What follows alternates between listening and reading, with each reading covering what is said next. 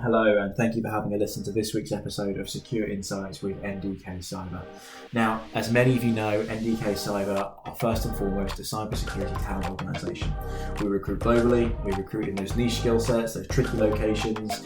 If you're scaling up rapidly, anything under that cyber umbrella, we can help you with. Now, we started the Secure Insights platform here really as a way to shine lights on important areas, to tackle hot subjects in the industry, and really to give people a platform to tell some cool stories. This week, I'm joined by Aaron Mog. Aaron is the head of community at an organisation called Detections AI. I'll let him get into the full ins and outs of how he does what he does and what they do, but I think it's a really, really cool thing they're doing right now, and it kind of brings security and the element of community back into the cybersecurity space. We talked through Aaron's background, the state of detection engineering, building a community, the influence of AI, what that means from a technical standpoint, but also what it could mean from a softer skill standpoint as well that we might be missing out on. So very excited to share this one with you. Open to feedback as always. Enjoy. Alrighty, we are live. Well, Aaron, thank you so much for jumping on. Thank you for having me. Not at all, not at all. Now, I would have done you an introduction there, but it would not have done it justice. Your resume is a who's who of security logos in this space. What you're doing now is pretty cutting edge with Detections AI. So, are you okay to give us a brief overview of, I guess, your background and where you're at? Yeah, absolutely. I just think of my career in sort of this, I've ridden a lot of waves, right? I've come in, I kind of came in 99, 98 during the early dot-com era, and then I went into like kind of the first internet era, and then into kind of the original, security testing, pen testing, and then sort of, into mobile, and then into SaaS, and then in brief detours into blockchain and all these other things, and now we're in this AI world. But functionally that entire time, I've been in most of the time in the security vendor industry, either doing startups or doing customer facing. So I've had opportunity to work with thousands of organizations, sold, you know, a 500,000 or $1 million hours of man effort on security testing and bug bounty and all these different things. So it's given me a pretty broad perspective of our industry, both good and bad. Led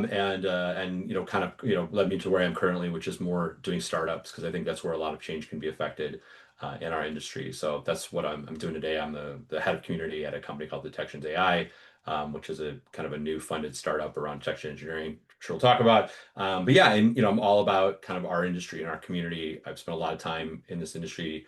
Just got back from Black Hat, which was I think my 23rd or 24th Black Hat that I've been to. Wow. So I've been to quite a few, all of them except I think the COVID one that we didn't have. So yeah, definitely a big fan of what we do in cybersecurity. That's awesome. Okay, cool. And so let's get into it. Detections AI. In fact, that head of community piece there, what does that entail as just to sort of frame this up for listeners here? Yeah, absolutely. So we as a company had sort of a pivot that we went through where we were kind of in the traditional SaaS AI stock market and rebranded and repivoted into this new detections AI concept. And what that really is bringing the community into the detection engineering space. Um, we are an industry that has always depended on standing each other's shoulders to see further. Like that's what we do in security. And I think A, we've lost some of that. And then B, I think detection engineering in particular is a shared problem set. It is us versus an adversary trying to detect their patterns. So we are by definition stronger together because we're all facing the same direction. Obviously, it's not true in things like AppSec. Obviously, you can work on vulnerabilities, things like that. But like what Salesforce writes is what different than what ServiceNow writes. And so those two jobs have some level of coordination, but they're definitely independent. Detection engineering is what's Scatter's better doing? What's their TTP this week? Let's detect it. So what, PayPal is working on is very similar to what Netflix is working on. And so let's align. And that's really what the genesis of the idea was is, I have a line I use a lot, which is, good artists borrow, great artists steal. Like, why would you replicate this work when really smart people are kind of doing it for you? And you can sort of stand on their shoulders and, rising tide over the analogy you want to use.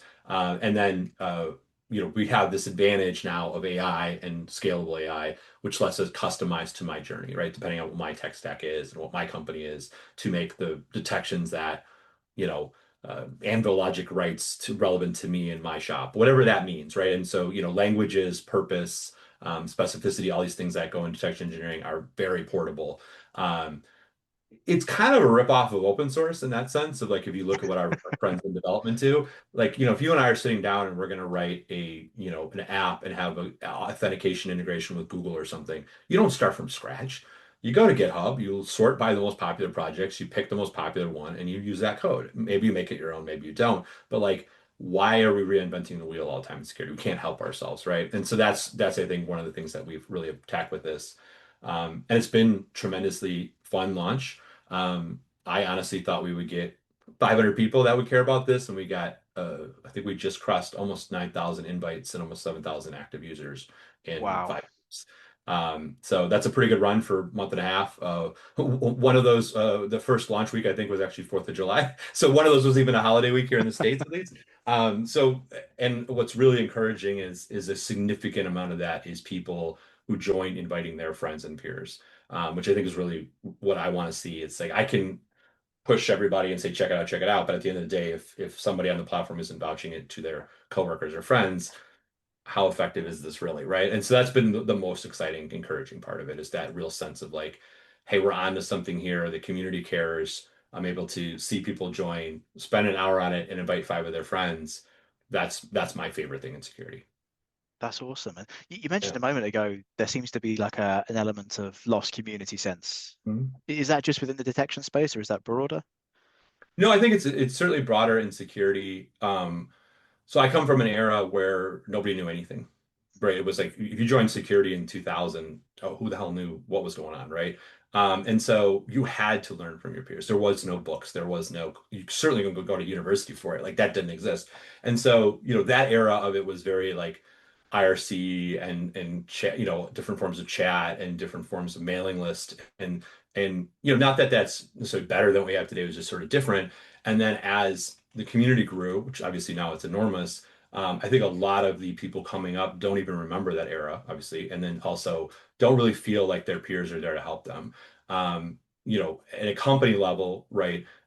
Certainly there's been efforts like ISAC and things like that to like coordinate. But at the end of the day, like when you wake up in the morning, are you really sensing that community that you can go somewhere and find what your peers are working on, ideate, share? Not really, right? And so I think we could do better.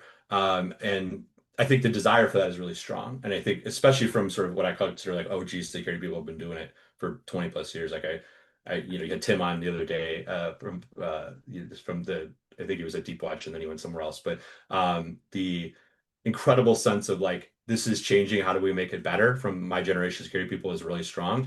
And so what's really encouraging too is seeing thousands of younger analysts join and sort of, hey, what's everybody else doing? And obviously you can go to DEF CON and party and see some friends and stuff like that, but in your work life, I don't really feel like we have it as much. And so that's really what we're after.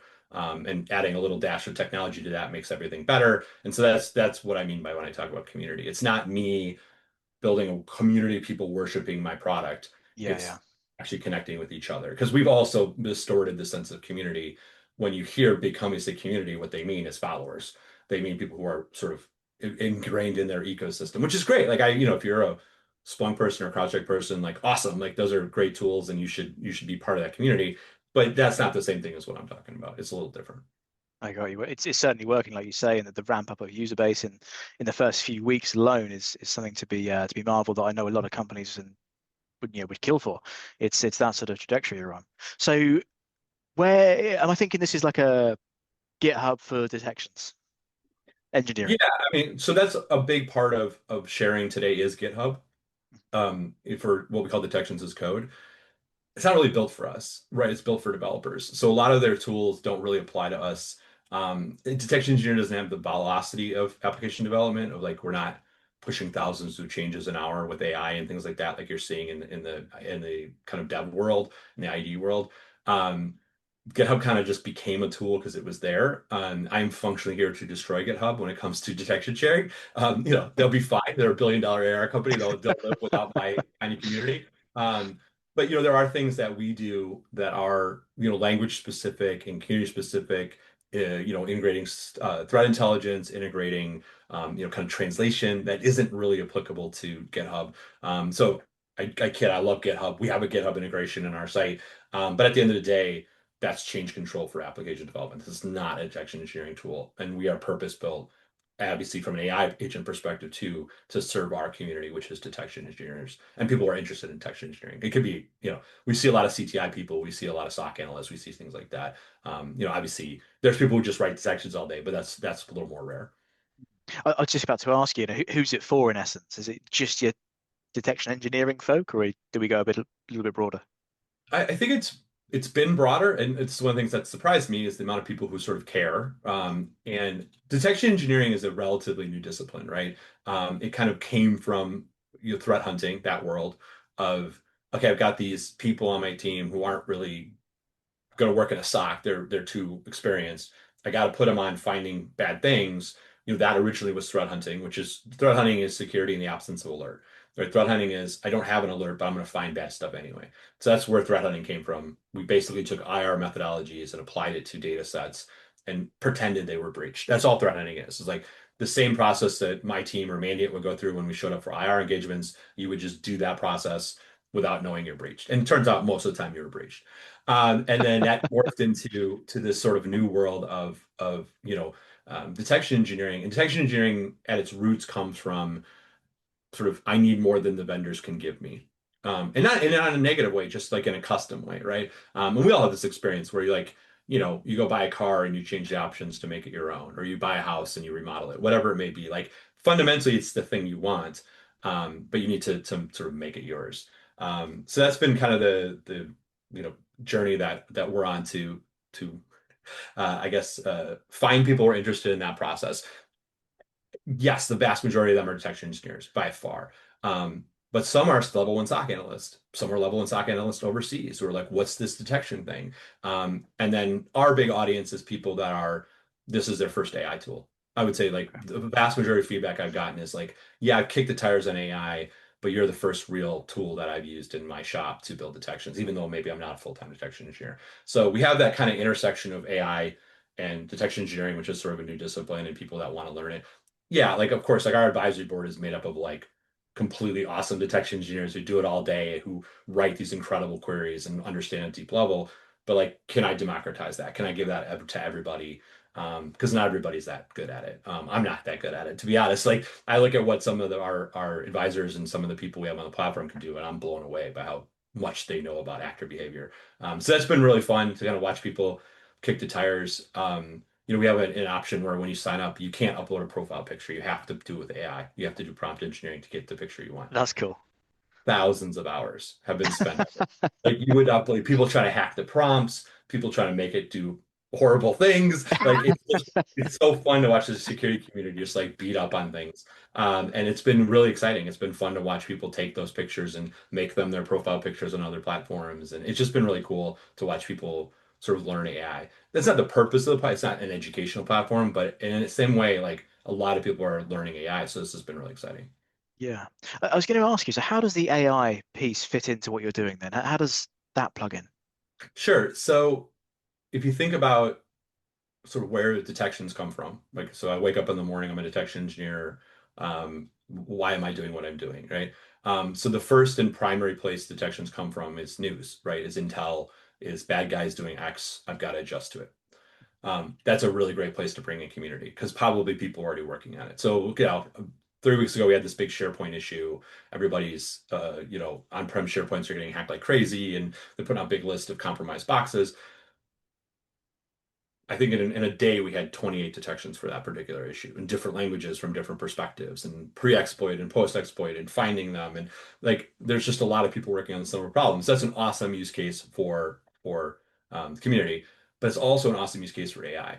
So one of our core things that our platform does is take CTI, whether it's private PDF stuff or it's feeds or it's just an article that Unit 42 wrote, and turns it into detections at a very expert level, like a really good level. Wow. And does this thousands and thousands of times a day for thousands of people. Is it perfect? Absolutely not. No AI is, but I'll tell you what, just from a toil reduction perspective, it's pretty awesome. Like to have it 90% of the way there in 5 seconds is pretty great.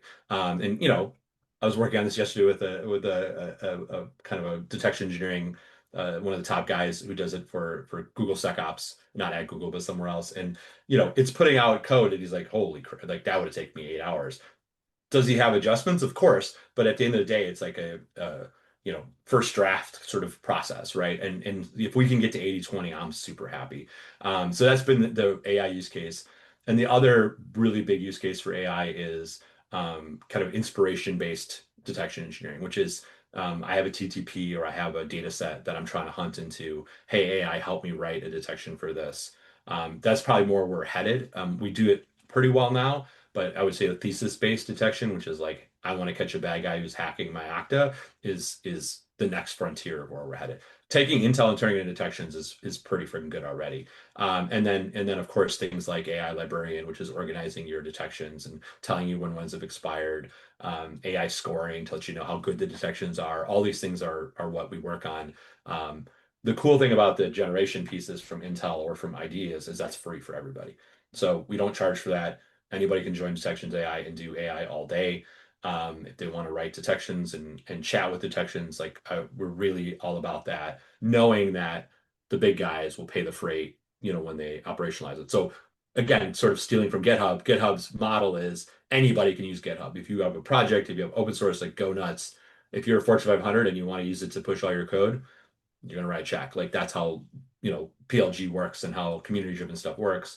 So we really love that model. We think that's a really fair model. So anybody can join our site and build their own groups around existing infrastructures or whatever. So that's really fun. It's a really cool thing. Not to shill too hard for my own product, but it's obviously a lot of people doing amazing things around AI. And this is our little contribution to that world, right? It's like, hey, what can AI do for me? That's insane. So have I understood this right? I don't know, research article could come out around, I don't know, scatter spider, and then your AI system will be able to write a detection based on what it's learned from that article or maybe number of articles in that space. That's exactly what it does. And it That's actually gives you insane. a catalog of potential options to choose from. What we call detection pathing, which is, do you want to get hyper specific? Do you want to take a step back and be more TCP based of like looking for certain behaviors? It's getting really good. I mean, AI is pretty incredible. The amount of contextualization we can add to that is pretty incredible. Like I said, I mean, thousands of detections a day are being built with this and sort of learning as we go. The we're trying to stick in a model where we encourage everybody to experiment. So we're not like, that's a crappy detection. But like eventually the system will also say, we have voting, we have like thumbs up voting, but at the end of the day, like AI is going to play a bigger role in like, have you thought about this? You can adjust this sort of detection improvement, detection drift, all these things we deal with. But for now, it's really fun to watch people take that new, Google Cloud article, that new CrowdStrike article, and create detections in 10 seconds that would have normally taken them 8 hours. Wow. Pretty special. So it is genuinely doing that. Yes, Get absolutely. the tech to do the grunt work, so to speak. Come up with, like you say, the first draft or the bulk of the work, and then fine tune it yourself to make it actually fit into what you're doing, which Absolutely. is what everyone's sort of kind of talking about at the moment. AI is not the answer, but it can do a hell of a lot for us. Let's just fill in the blanks once it's done. Yeah, absolutely. I think I agree with some of that. Our industry is pretty crazy with AI, but yeah, I definitely think it's a missed opportunity if you aren't thinking of ways that can make you better, faster, more, effective, whatever. Is it like all things sometimes more hassle in the front end to like build your prompts the right way and do that, but in the long run, it does pay dividends to build, AI processing and any automation. I think we've been after automation forever in security. I think we can do better than we're doing, and I think AI can help us get there. It does really feel like the tip of the iceberg in the last Yeah, we year just or start. 18 months. It's We yeah. just started. Like I feel like a baby in it. Like I everything's so new and like I mean I came here in last September. You cannot believe how much AI has changed from that year to this year. Like unbelievable. Like it's a different industry. What you can do, the way the LLMs think, how big they are. We've changed LLMs. We've built on a different one than we're on today. It's incredibly good. Like, and I always tell people when they want to, sort of rip on AI, I'm like, the crazy thing about AI is today is the worst it'll ever be. Like right now, as we're recording this, it's as dumb as it will ever be. That's not really how technology works, right? We have peaks and valleys, right? You launch cloud and then it sort of becomes disappointment. I think Gartner calls it the depth of or the trial of discontentment or something like that. That's not true in AI. Like it's a different model. So like it's constantly getting better. There is no disillusionment because it's just getting better every day. And so that's an interesting thing to deal with versus some of these other process I've been through. Like, blockchain. It was like, oh, this promising thing, and then it turned into like scam land, and everybody sort of moved on, right? That's not happening with AI. Like it's going to keep going because it's so fundamental to the way we process data. So it's pretty exciting to watch. Yeah, I think it's testament in that, just to, I guess, put some own experience around that, is that, we talk to companies and their release schedule for a product might be, I don't know, Q4. Well, that's been brought forward now because it's just happened quicker, and because it's AI and it's happened quicker than they thought it would. How often do you see that or hear about that in product launches? Like almost never, in my experience anyway. You're going Yeah, to tell me there's loads now, right? no, orgs get bigger and they get slower. There's no doubt. I I try to be rational about the hype cycle, right? And like, we are a company where essentially almost every line of code we've ever written is AI written, right?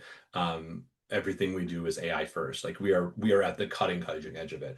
There are still things that you have to do. It's just AI is like when you see these LinkedIn posts and it's like, I'm replacing everyone with AI. No, you're not. It's a lie. Yeah. Hype. It's out there for likes. It can do incredible things. It can also do incredibly dumb things. It's also hard to get it to do what you want consistently. Like if anybody wants to try, build a private GPT and ask it the same question 20 times in a row, you're going to get 20 different answers. Now build a business around that. Like it's super, super hard.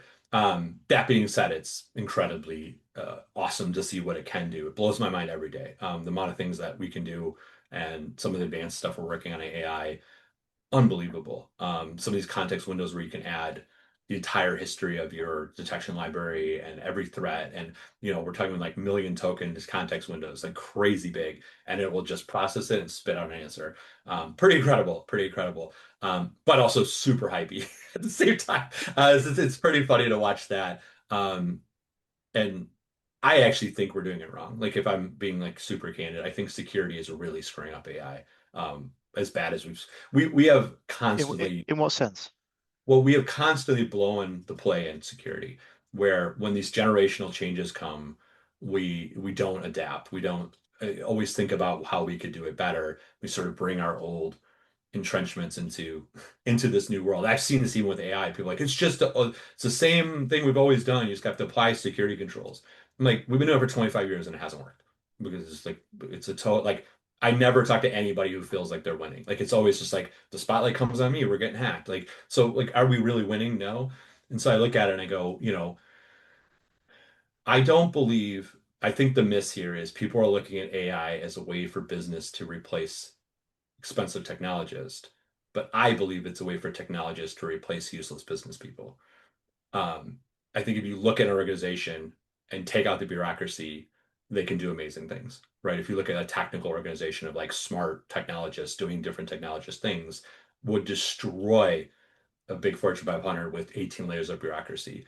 Why are we using AI to replace the smartest people at these companies? It doesn't make any sense to me. You don't fix healthcare by getting rid of all the doctors. You get rid of the bureaucracy, right? You get rid of the insurance companies, you get rid of the paper pushers, and you let talented people do what talented people do, which is solve problems. So we are doing it way wrong. I see these things come out where it's like, we're going to replace SOX. I'm like, how about you replace compliance? Like, how about you replace useless financial management? How about you replace HR? Like these are all problems that are very solvable with HR or with AI, I'm sorry. And the coolest thing about AI from a business perspective is it was trained on business bullshit. Like that's where it comes from. Like if you bounce around the models because it's consumed everything, most of what's available to consume is business hype, is wordy marketing materials and sort of hypey stuff. It's not actual like deep technical stuff because that lives within companies. And so it already speaks business gibberish. Why aren't we using it for that? Why aren't we using it to justify budget? Why aren't we using it to build 6 month roadmaps for our teams? Like everybody I talk to is just applying it to like the most technical adversary problems. I'm like, that's in my opinion wrong. Like walking around Black Hat, it's like, why are there no business AI companies here? Why is there no companies teaching these people how to get budget and how to justify their existence? Like, it's really a huge miss. And I would love to see more of that. You see it in other industries, right? If you look at like what Harvey's done in law, like incredible, right? Replacing 100 years of bureaucracy with incredibly deep case law because they're very fortunate all their data is public, right? So like they can absorb the entirety of judicial precedent and create amazing agents. We can't really do that in security. But that's what I'm talking like that's what I want to get to. It's like why aren't we building AI sidecars that tell users when they're about to do something stupid? right? Hey, don't click on that link. Like that's an awesome use for AI. Like, why are we not doing that? Instead of worrying about ticket flow inside of SOCs, which is, by the way, the least of security's problems. Like, why we fail and why security is frustrated and why we beat our head against the wall and why the business is annoyed with us has nothing to do with ticket flow inside of a SOC. Nothing. And so like that's the problems I'm excited for the sort of next generation of companies to attack. It's a hard problem because most people who have budget aren't interested in spending that budget to replace themselves. It's interesting to see how eager they are to spend budget to replace their teams, but they do not like, why don't we have AI CEOs? Like that's insane. That's the easiest job to replace with AI of all jobs. CEOs are decision-making engines. Guess what AI is?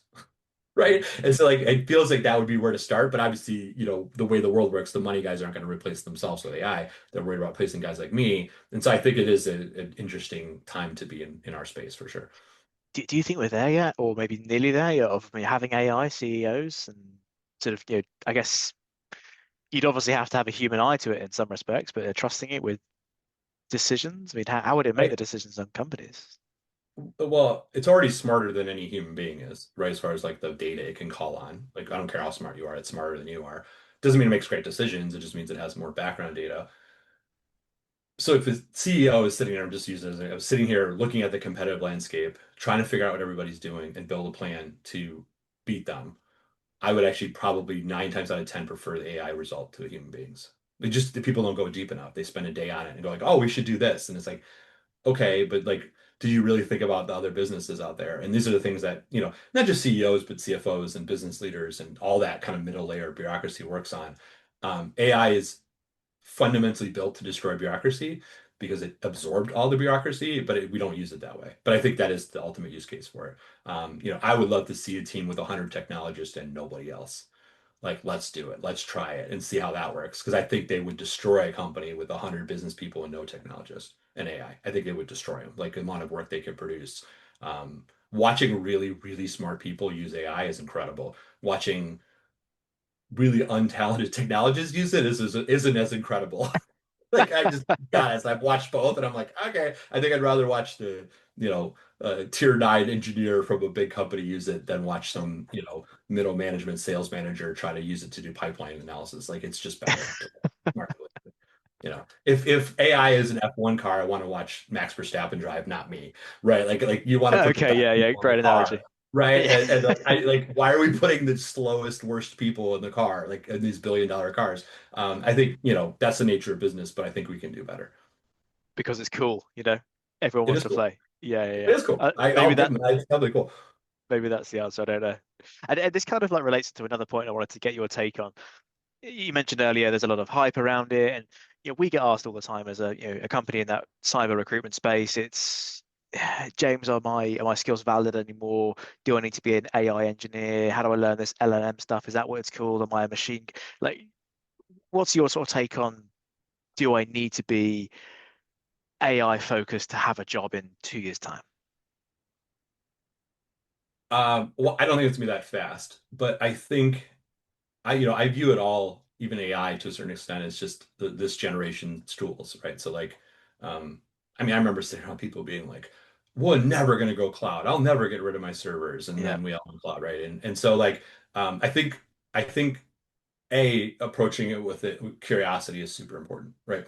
Um, I think there's so much negativity about it, and I see this every day. Like obviously people come at me with it.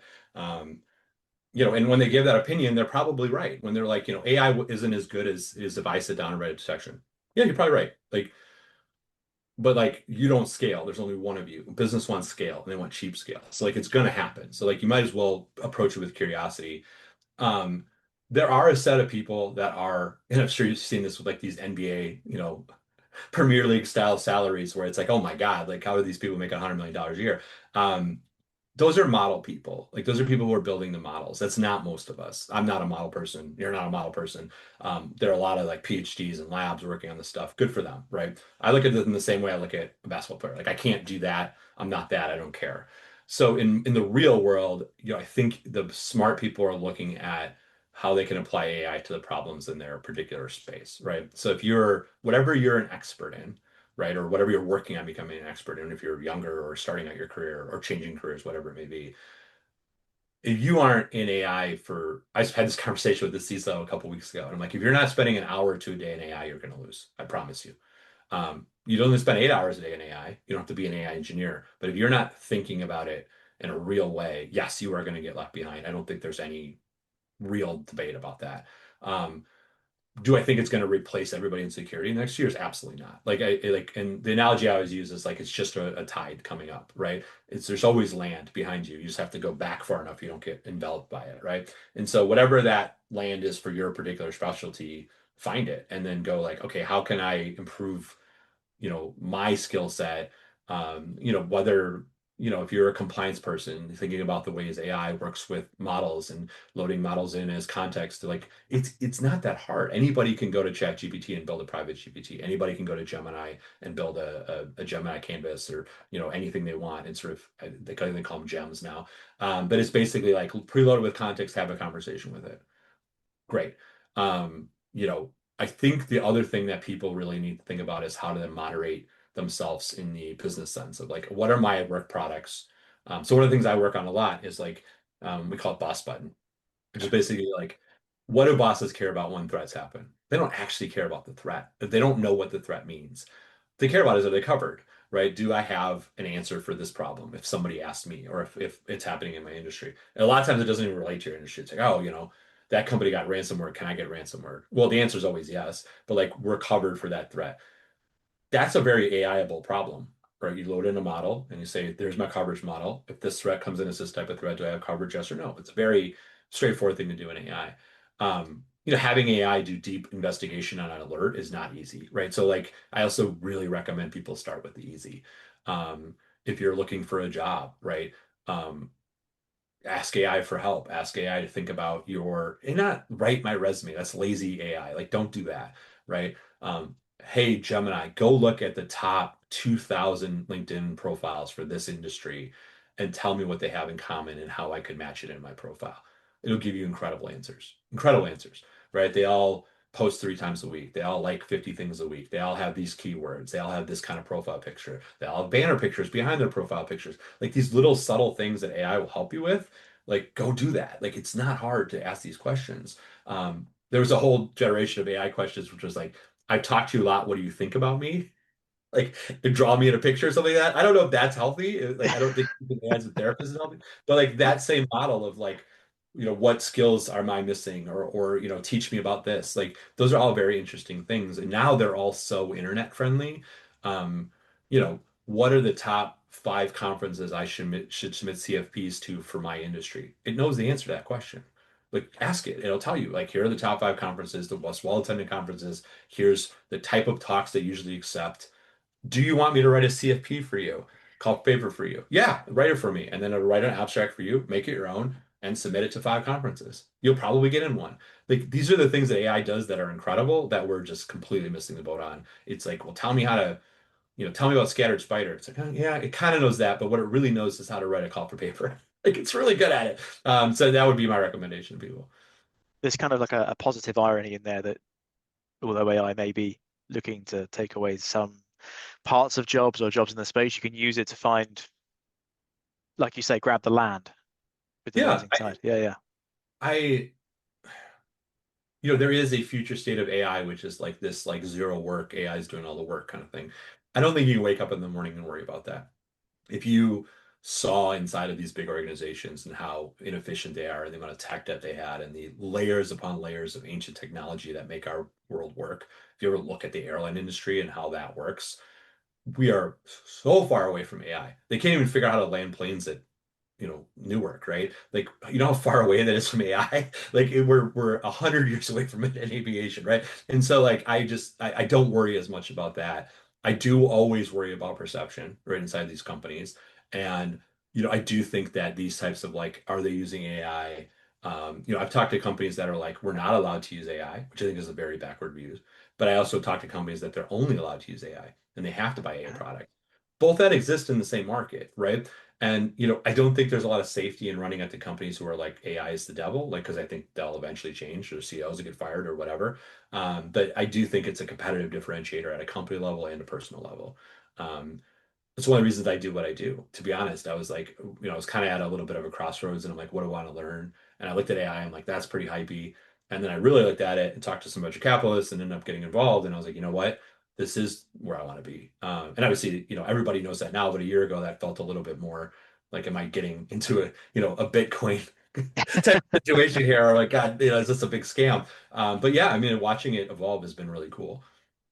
Yeah, that's awesome.